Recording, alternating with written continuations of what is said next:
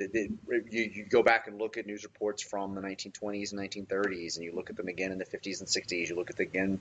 The human struggle doesn't change a lot. A different target that's being. That's right. It becomes slandered. this idea we constantly want to push and point so that nothing comes back to me. I really thought that giggle from Zira at the end was very, very unusual. And now thinking about it, the context that if and again, I'm not necessarily sure that this is true, if she is supposed to be our viewpoint of this world, that she also has these beliefs that we kind of all have underneath the surface that we will not admit. So she has like a little fetish type. Yeah, she's.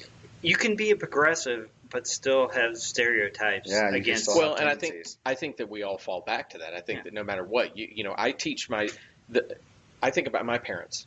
My parents were great liberals who taught me treat everybody the same, be caring. Yet I will hear my dad say something, and he's a psychologist, and the man should be thinking about humanity and the struggle, and he'll say stuff, and I'm like, where the hell did you come from?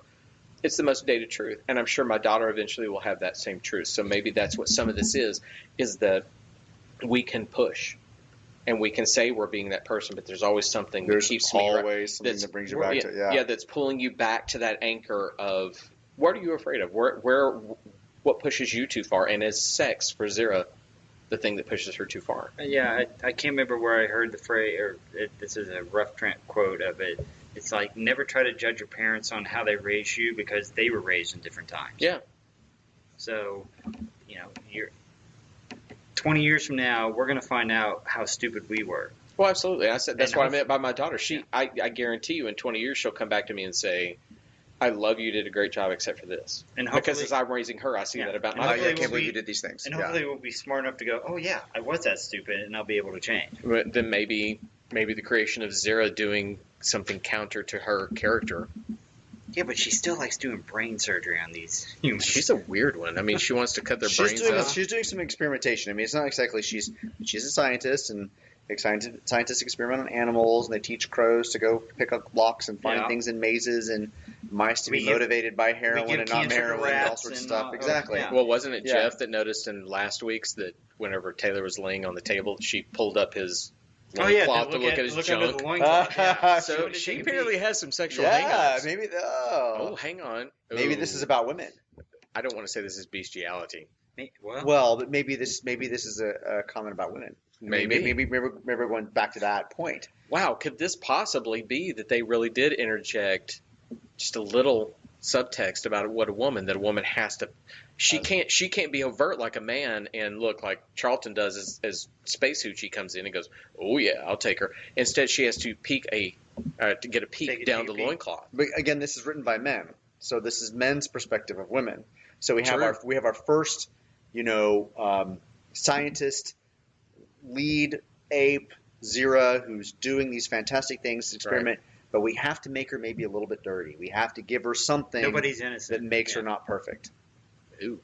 So this is a different direction. Okay, that's very creepy if that's what men did to the woman to negate her authority. That's gross. That's absolutely gross.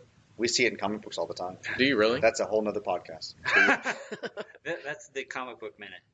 Yeah. Okay, we'll come back to that. We're going to have to do that one eventually because that's very interesting. But I'm going to jump back to our Space Hoochie because she does some acting in the scene. And again, I know that I mentioned she was married to a studio head or a top producer. I can't remember which now. That had 3 beers.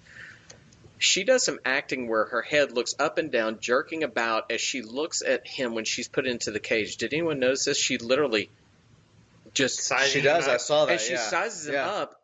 Even though she's already had moments with him, right? It's a new discovery. And okay, if we're gonna objectify a woman, should she just be submissive? Why is she even sizing him up? Does she want the perfect mate? Well, we don't know what her desires are. We've literally been introduced to her this minute, so we know nothing about her. She might want what she might see as an alpha male if she is not smart and just a stupid human or whatever as far as the apes are concerned. Well, he is completely counter to all the men too. He's alien. He's everything that she's blondish ever and seen. blue-eyed Yeah, and yeah. everything. He's wearing is a blanket as clothing. Yeah. Who does that while I'm wearing a bra and underwear? But if you're staging that scene, and the truth is that all the men that she's seen are these dark-haired. He'd be unique. He is unique, but shouldn't you stage that scene of that she reaches across to touch the blonde hair and then cut in on his eyes? I know I'm asking for a filmmaker to do something a different way, but it doesn't. Her actions don't draw me to that. Her actions don't draw me to his uniqueness. It draws me to the oddity of her scoping him out. Yes, once again, it makes sex ooky. It's not the truth of the moment. I mean, everything up to this point, they've made sex weird. They have. They did nothing to make it like sexy. Natural? It's all just very aggressive. Right, and then the last thing I hear is Zara apparently does her ooky giggle at the very end of that too. Once she checks him out, so she giggles again. Yeah, and it was very subtle too. It wasn't a chuckle. It wasn't loud. It was just very subtle. She almost teeters like putting a hand to her mouth. I guess women at that time, that's like all they could be. They jumped up on chairs when the mice ran by and went, ee. By the way, you worried about my wife before. She's going to kick your ass now she hears that.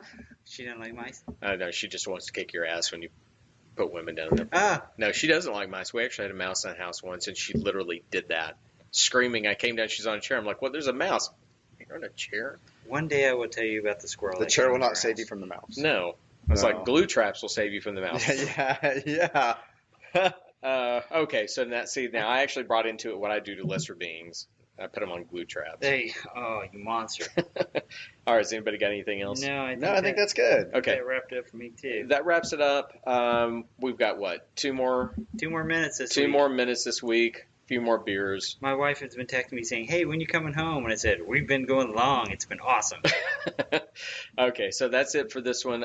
Please check back tomorrow where we'll have another minute.